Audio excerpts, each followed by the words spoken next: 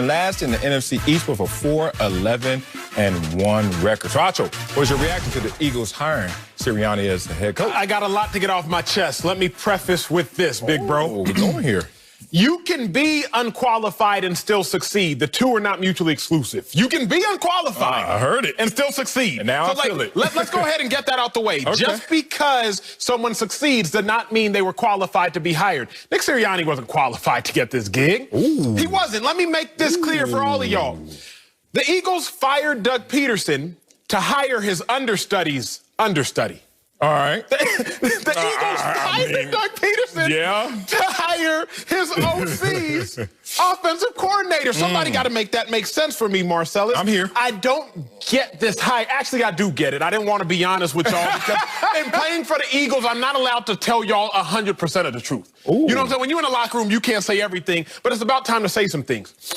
What we know about Eagles management is this. They want to be able to control the situation. Doug Peterson is no longer the Eagles head coach, not because they struggled this year, contrary to what y'all read.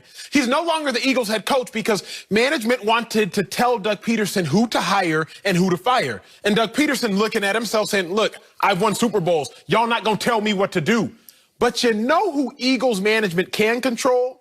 They can control a coach with no head coaching experience. They can control a coach with a limited resume. They can control a coach with a minimal name. So it's not like he's coming in to call a whole bunch of shots. So when I look at it, I say this. I believe the Eagles just hired a puppet that management can control. Now, I'm not going to say a puppet can't succeed. I'm not going to say Nick Sirianni can't have success. I'm not going to say he won't have success. But just because you have success does not mean you were necessarily qualified for the job at the moment in which you were hired. Oh, you got there. You went exactly where my notes were taking me as well. My reaction to this was somewhere between surprised and shocked. I was surprised because I looked at the qualifications and I said, that's an interesting hire when we didn't hear about him being in the front of the line for other opportunities. But it stopped short of shock because once I see offensive coordinator on your resume, you are deemed qualified because the only next step is a head coaching opportunity. Now, shame on the media, shame on us for not pumping him up based on the accolade. What accolades? Having an offense that was 30th ranked before you got there, and then your 3 years, they're 8th ranked. That's pretty good, especially when you had a carousel of quarterbacks. We could go all the way Andrew Luck, we could go to Jacoby Brissett, then Phillip Rivers, who was broken down to the point where he was available to be there. 8th ranked based on what metrics, sir? Points? Scoring, yeah. I'm like, I don't see. Go ahead. Hey, man, I know this just hit right now, and prep is different for both of us, but I'm just letting you know what the numbers say right here. All I'm saying is that's a pretty big leap. So I wasn't shocked. Second thing is, Acho, be real. Talk to me. Once Doug Peterson was fired, and you went to the place why he was fired, yes, sir. But you didn't say it with your chest because you said, I'm with the Eagles and I can't say it 100%. Can't say everything. I wasn't with the Eagles. I can. I don't serve two gods. I work for Fox. And guess what? I'm about to talk this talk. And talk speak, that talk, speak bro. for yourself. I knew that they were going to hire a coach that they wanted in part to have less power and a shorter leash. Why? Because they punked Doug Peterson. They were basically telling Doug Peterson who to hire and, more importantly, who to play. That whole carousel between Jalen Hurts and Carson Wentz and how that whole season played out, that wasn't all Doug Peterson's doing. Of course not. So when you want to call Nick a puppet, you just replaced a puppet in some respects. Hey, I know you got a Super Bowl on your resume, but still, it's how you went out. And you went out not on your own sword.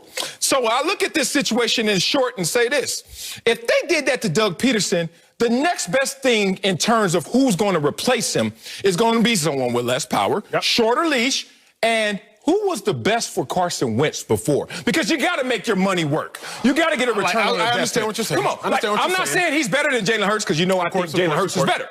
But the point is there's still too much money invested in Carson Wentz. We need to fix Carson Wentz. So the organization says let's minimize the head coach in terms of him being involved in office politics, bringing himself upstairs all the time, trying to work with our dealings. Two, who's the best to fix Carson Wentz? Frank Reich. Damn it, we can't get Frank Reich. Who can we get? The same guy who Frank Frank Reich has been on record saying, I think he's a brilliant offensive mind. The first thing I said to General Manager Chris Ballard was, that's the guy I need in Nick Sirianni on my staff. Same guy who's went from 30th to 8th. He's a tireless worker. He pays attention to details, dynamic coach and personality. The first hire that Frank Reich wanted was Nick. So if you look at this in totality, brother, I'm not shocked. And I'm a little surprised just because I didn't hear enough of his name, but shame on me more so than shame on Nick Sirianni. I don't know shame on you, big dog. Well, first let me push back on a couple things. Let me push back on a couple things. Okay, let's go. The first is they had the 30th ranked offense because Andrew Luck didn't play that season. We all know that. Hey, man. Right? Now, the next year, as I see it, they got the 10th ranked offense, followed by the 18th ranked offense, followed by this year, the 10th ranked offense. Now, again, I trust you. I trust your preparation, but the numbers I see are a little bit different, so I just got to push back on what I see. But let's get, Marcellus, to the detail that don't nobody want to talk about, and I'm going to say it. I hate in sports where we just take lazy narratives, and I'm guilty of it. Nick Saban failed in the NFL. Until I did my own research, and I was like, wait a second. Nick Saban's first year with the Dolphins, he won 9 games. The Dolphins have only seen head coaches win 9 games 4 times in their last 17 years. The next year when Saban struggled, his starting quarterback got hurt. So did he really fail? Or did I just listen to what everybody else said? Okay, why am I bringing that up? Because Frank Reich, we all say that Carson Wentz succeeded because of Frank Reich.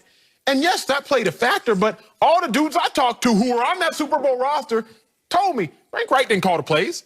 Frank Reich would get on the headset. He would tell Doug Peterson about 3 or so plays to call in 3rd and short or on the goal line, and Doug Peterson would call the plays. Okay. So was it that Frank Reich is the biggest reason for Carson Wentz's success, or was it a 27-year-old Zach Ertz, a 27-year-old Alshon Jeffrey, a 28-year-old Torrey Smith, a 24-year-old Nelson Aguilar, first-round pick who was in his best season, although he caught a lot of slack while in Philly? Was it Frank Reich? Or was it a combination of a bunch of other players in the prime of their career? Because what's frustrating me now, Marcellus, is like, wait a second, I have Frank Reich's number, so put me in the head coaching conversation. Like, just because you were associated, to a man who was associated with Carson Wentz's prime, doesn't mean that you should all of a sudden be a first candidate for a job, Sal. That's where I get lost. Like, Nick Sirianni, the only reason that we're kind of tolerating this head coaching hire is because he's associated with the man who was associated with Carson Wentz's success. That's not it. That's it. Then what is it? I could break it down. First of all, let me push back on your pushback because when you push on me and I weigh more than you, I'm going to push back and it's going to hurt you. Now, points per game, year before Sirianni, 30th. Under Sirianni, got you. 8th. You're going off points. Okay. Okay. Yards per game. Let's keep going. 31st to 14th. Huge drop. Rushing yards per game, 22nd to 10th. These are all drastic improvements. Passing yards per game, 30th to 13th. Brissett to Luck, though. That has to matter. That has to matter to you. It will. Okay, so I could drop you a couple notches, but it doesn't matter. That's still a huge drop. And let's look at turnover. You're teaching a new quarterback every year the same system, but it's a different quarterback, and you're still drastically improving. Well, however you want to slice it, big dog, he had impact. Let's talk about third down percentage. Money down, 18th to 6th. 3 different quarterbacks. Let's talk about sacks. You were the worst team in terms of allowing sacks. When you left, now you're left, second fewest. Here's the thing. Let's talk about who he is, because I'm going to go to the guy who I think is going to be a Hall of Famer, in Phillip Rivers. Okay. Phillip Rivers was considered broken by many people his last year with the LA Chargers, correct? Okay. Yes, sir. 23 touchdowns, 20 interceptions. Yes, sir. Phillip Rivers threw 20 interceptions. Yes, he did. But when you look at that, you're like, where's Phillip Rivers going to go? He lands in Indy. He lands where Nick Sirianni is. He lands where Frank Reich is. All of a sudden, Phillip Rivers goes to 24-11. A lot of people say a tremendous season by Phillip Rivers, tremendous season by the Indianapolis Colts based on all expectations. You can't just keep giving credit to individuals and not give it to the total or to the person who is in charge of the offense. And that's why I'm not shocked by Nick Sirianni's We got to park somewhere. We got to park somewhere because I'm confused. Let's ride first. Let's go somewhere first. I'm confused. And I'm sure y'all at home are confused too, because how do we dictate when we give the offensive coordinator credit if he's not calling plays, and when we give the head coach credit if he is calling plays? Because we look at Doug Peterson and Frank Reich. I know how. And some people have said, well, you know what? Let's give Frank Reich credit even though Frank Wright wasn't calling the plays for that Eagles Super Bowl team, Doug Peterson was.